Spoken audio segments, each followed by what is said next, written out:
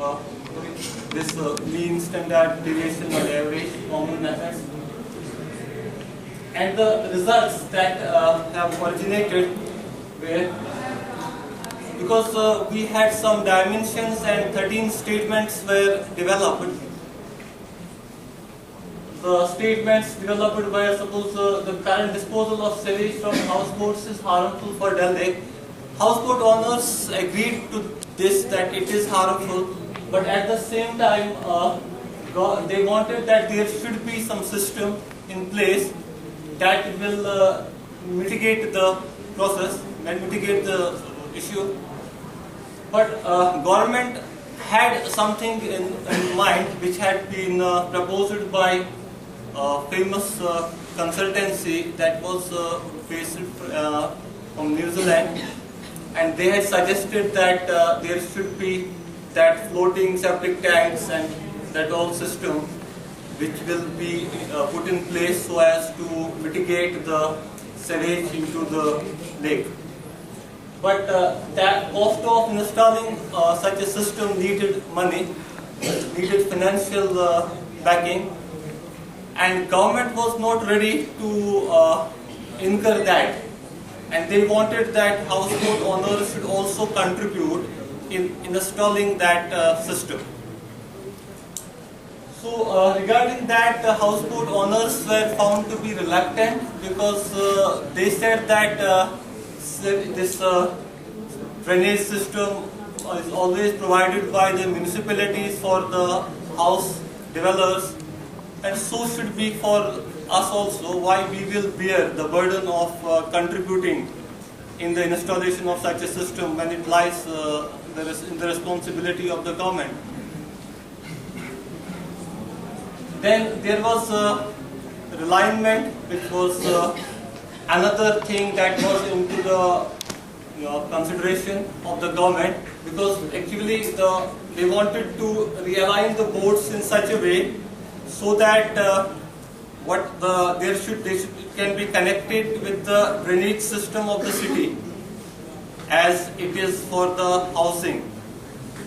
But for that, the boards have to move to a particular place of the lake, and the perception of the houseboat owners about that realignment was not positive, because the reason for that, they thought that hoteliers had some conspiracy in their realignment, because after realignment, the main hotels of Srinagar, which lie on the Boulevard Road, they thought that we have to move away from that road, which is from that place, and Boulevard hotel owners will receive more business. And it is they who are approaching the government, or who are conspiring behind that. So that is why the perception of houseboat owners on realignment was not positive. Then perception on support and regulation, again it was negative on major statements, because actually houseboat owners say that we require a dockyard for the maintenance of the boats. If dockyard is not there, they cannot be able to repair the boats, which can result in the sinking of the houseboats. So the formation of dockyard is the they feel it is the responsibility of the government, and to which their response was that they are not providing the same facility. On the other hand, also there was an issue of the management of running of houseboats. So I am getting a signal that I have little time left, so I will not proceed beyond. So on rehabilitation, there was another issue of rehabilitation, that is, if they are taken from the lake, then they will go and start some other business, and they will be resettled somewhere on land. So that was again not taken well by the houseboat owners. Although they feel that if they are going to be rehabilitated, then government had to pay a huge amount. They say that one houseboat, the cost of an houseboat is about 3 crores because it is completely of wood. There is wooden architecture and stuff like that, and they needed a huge compensation for that. So the study has brought to fore that there are certain issues where there is a contradiction between the policy makers, government agencies and the houseboat owners, because government has some policies, suppose regarding the realignment, regarding rehabilitation, but on the other hand houseboat owners feel realignment as a conspiracy by the hotel owners. So or rehabilitation, there is an issue of compensation. So there is a sort of contradiction between what is planned and what is to be executed. So a major grievance which the houseboat owners had with the government is about the absence of the dockyard. Although very recently government has now provided them with the facility, but which houseboat owners again feel is inadequate. So then houseboat industry is to be, we can say it has to survive because being very important for the tourism industry in Kashmir, so things need to be sorted out, that how to ensure the balance, how they will survive and also how it will not mitigate the waters of the lakes of Kashmir. So with this, I thank you all for your patient listening.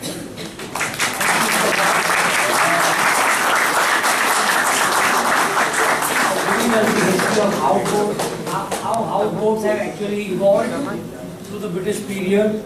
Then, of course, the problems which are associated, particularly relating to the policy issues, the regulation issues, because it has a socio-economic perception. The dimension is socio-economic because these houseboat owners are dependent on this particular livelihood. And they want to survive, they want to continue with this profession. But they need some leverages, they need some relaxations. And probably in the coming time, government has already started, giving them the dues. And with the passage of time, the gap which you have shown between the perceptions and the satisfaction probably will come down. Because government is equally sensitive to those issues. But you have done a wonderful work. And in coming days, I believe this work will be very helpful to the state government also. Any questions from the audience, please?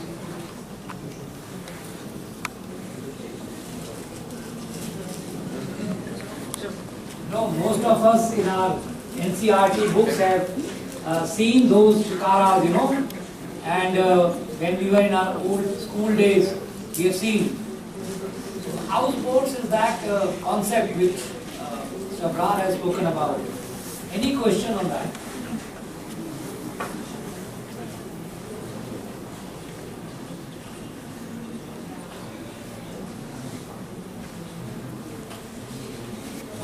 I'll just say something. I'm not a student, but I'd like to just ask you, you have not mentioned anything about the controversy about whether to increase the number of houseboats. This is a very long drawn out case with the High Court and all that. What is the reaction of the hotel? Do they want some sort of a ban on fresh constructions, or they want more boats?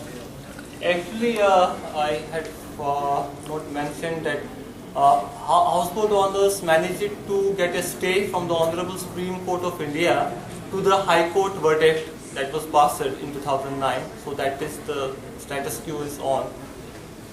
On the other hand, government had already stopped giving permission for any new houseboat to be constructed because they don't want now anymore. Another reason is that houseboat is made of a specific type of wood, that is cedar timber, which is water resistant, and there is a scarcity of that wood now in Kashmir. It is no more available now. So these are the reasons why there is no further scope of increasing the house sports in Kashmir. Thank you. Yeah, please. And we had in one of your slides that is there different classes or like 5 stars or 4 stars, or the houseboats in different categories? Yeah, as I have already mentioned that the government of Jammu and Kashmir, I mean the Department of Tourism, had set certain parameters for its classification. Although I don't feel though that those parameters are justified enough to classify the boats, because they are not having that set as it is in hotels, HRICC has. So because an average houseboat is having 2 or 3 rooms, not more than that. So the classification is mainly now on the, and location is almost the same, that is the Dal Lake or Nagin.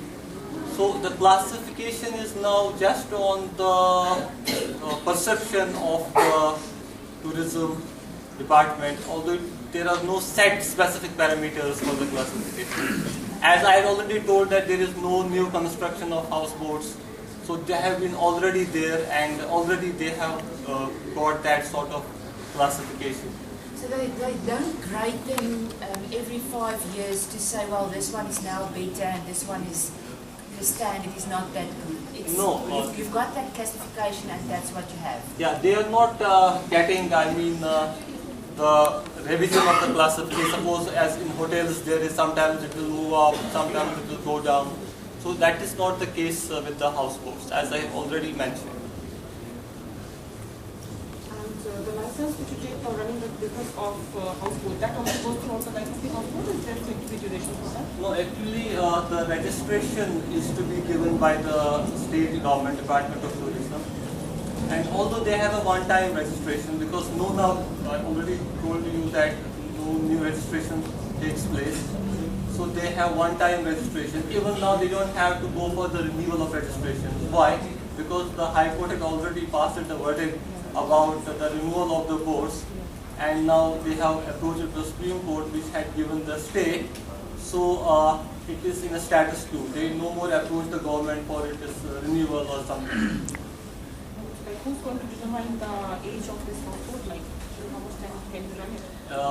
Actually, houseboat owners themselves run the business, so there is no, you can say, that professionalism that is in hotels. Although there was one of the statement that was developed that if there is, do houseboat owners feel that like hotel management, it should be introduced as an institution, the hotel management as a specialization. Yes.